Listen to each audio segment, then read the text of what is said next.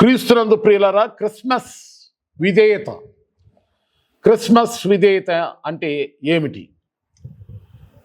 పరిశుద్ధమైన బైబిల్ గ్రంథంలో 4 సందర్భాలు మీకు ఈ సమయంలో మనం ధ్యానం చేసుకుందాం. మొట్టమొదటిగా యేసుక్రీస్తు ప్రభువారిని కన్న తల్లి మరియమ్మ గర్భం దాల్చినప్పుడు అంతకుముందు ఆమె ప్రదానం చేయబడింది కనుక ప్రదానం చేయబడినటువంటి యోసేపు ఆమె కాబోయే భర్తకి ఈ విషయం తెలిసినప్పుడు అతడు నీతిమంతుడై ఉండి ఆమెను అవమానపరచునల్లక రహస్యంగా విడనాడని ఉద్దేశించను. అప్పుడు వెంటనే దేవుని దూత కలలో యోసేపు కనిపించి మరియా గర్భం దాల్చింది నువ్వు అనుకున్నట్టు కాదు, ఆత్మ ద్వారా దేవుని మూలంగా ఆమె గర్భవతి అయిందని చెప్పినప్పుడు ఆ మాటకు ఆయన విధేయత చూపాడు.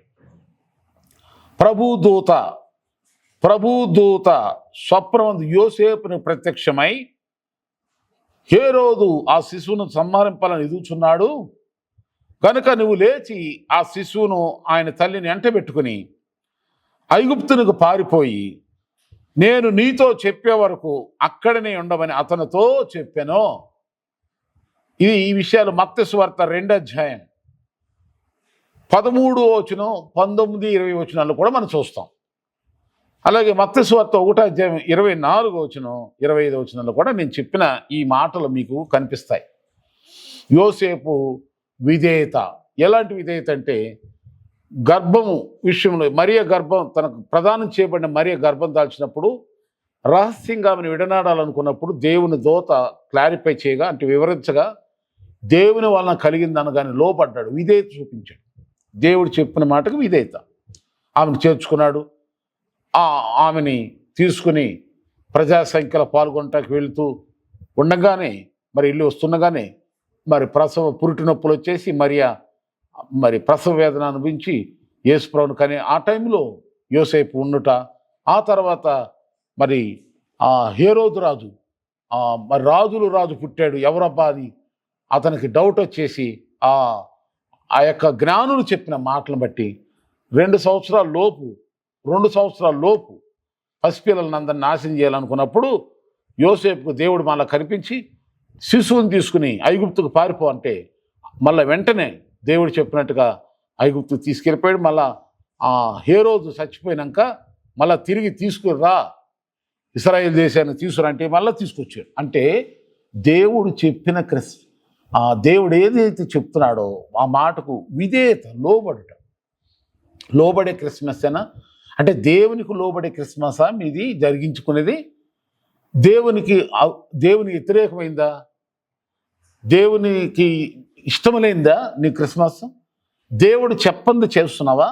బైబిల్లో లేనిది, బైబిల్లో జరగంది ఏదైనా ఈ క్రిస్మస్ సందర్భంగా మీరు కనిపెట్టి కల్పనా కథలుగా కట్టుకథలుగా మీరు సృష్టిస్తున్నారా?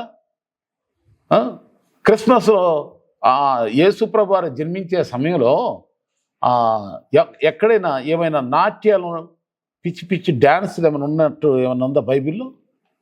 లేదు కదా. ఆయన జన్మ ఎంత దీనాతి దీనమైంది. యేసుక్రీస్తు ప్రభు జన్మించేటప్పటికి యోసేపు విధేయత ఎంతో మనకు ఒక మాదిరికరం. దేవుడికి విధేయత చూపే క్రిస్మస్ చేసుకో. దేవుడు చెప్పింది చెయ్యి, బైబిల్ చెప్పినట్టు చెయ్యి. యోసేపు మరియ విషయంలో దేవుని దూత ద్వారా దేవుడు ఏం చెప్పాడో చేశాడు. అది దేవునికి మనం చూపించే విధేయత. రెండవదిగా జ్ఞానులు నక్షత్రం ద్వారా వాళ్ళు తెలుసుకుని వాళ్ళు వచ్చారు. మధ్యలో తెలియక రాజు దగ్గరికి వెళ్ళారు. హేరోదు దగ్గరికి ఇందాక చెప్పుకున్నాం కదా, అటు వెళ్ళి అని చెప్పడం ద్వారా హేరోదు రాజుకి ఉగ్రుడై నేను రాజునైతే ఇంకో రాజు ఎవరు పుట్టారని, అయితే మీరు వెళ్ళి ఆయన పూజించి ఆరాధించి తిరిగి వచ్చి నాకు చెప్పండి, నేను కూడా వచ్చి దేవుడు పూజ చేస్తానని కపటముగా హేరోదు చెప్తే మరి వాళ్ళు వెళ్ళారు. జ్ఞానులు వెళ్ళి యేసుప్రభుని చూసి మొక్కి పూజించి వాళ్ళు తిరిగి ప్రయాణంలో దేవుని దూత ఇదిగో మీరు వచ్చిన దారి వెళ్ళకుండా వేరే దారి నిలిపండి అని దేవుని చెప్పినప్పుడు దేవుడు మాట ప్రకారం వాళ్ళు విధేయత చూపు వాళ్ళ దేశాలకు వెళ్ళిపోయారు. విధేయత, జ్ఞానులు విధేయత. ఇక మూడవదిగా గొర్రెల కాపరులు. లూకాసు వార్త 2:15 చూస్తే, లూకాసు వార్త 2 వాళ్ళు దేవుని దూత వెళ్ళి చెప్పగా వాళ్ళు కూడా విధేయత చూపి దేవుడే మనకు వాళ్ళు అంటున్నారు చూడండి, 2:15 చూద్దాం. ఆ గొర్రెల కాపరులు జరిగిన ఈ కార్యమును ప్రభు మనకు తెలియచేయించి ఉన్నాడు. మనము బెత్లెహేము వరకు వెళ్ళి చూతము రండి అని ఒకరితో ఒకడు చెప్పుకొని త్వరగా వెళ్ళిరి.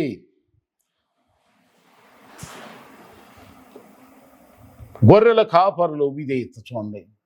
దేవుని దూత చెప్పగానే ఎలాంటి సందేహం పడకుండా, ఆలస్యం లేకుండా వెంటనే దేవునికి లోబడి యేసయ్య దగ్గరికి వెళ్ళి చూసి, వాళ్ళు చూసింది వారి కన్న వాటిని విన్న వాటిని గురించి దేవుని మహింపరచు స్తోత్రాలు చేశారని మనం అక్కడ చూస్తున్నాం. ఇక 4వ విషయం కన్యమరి, అసలైనటువంటి విషయం కన్యమరి. ఆమె మరి లూకాసు వార్త 1:35 చదువుకుందాం. లూకాసు వార్త 1:35 చూస్తే అక్కడ ఏముంటుందంటే, అందుకు మరియా, ఇదిగో ప్రభువు దాసురాలను, నీ మాట చొప్పున నాకు జరుగునుగాక అనెను.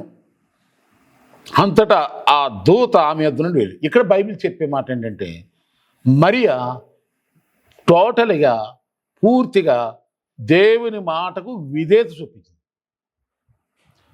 అదే మనం పాట పాడతారు, జరిగేది నీ చిత్తమే ప్రభా, ఎన్ని తలిచినా ఏది అడిగినా జరిగేది నీ చిత్తమేనయ్యా అని ఎలా పాడతామో పాడుతాం కాదండి, పాటించండి. కనుక ఈ క్రిస్మస్ దేవుడు చెప్పినట్టు చేసే క్రిస్మస్, లేక దేవుని వాక్యానికి విధేయత, దేవునికి లోబడుట అనేటువంటి ఈ క్రిస్మస్ను జరుపుకుంటున్నారా?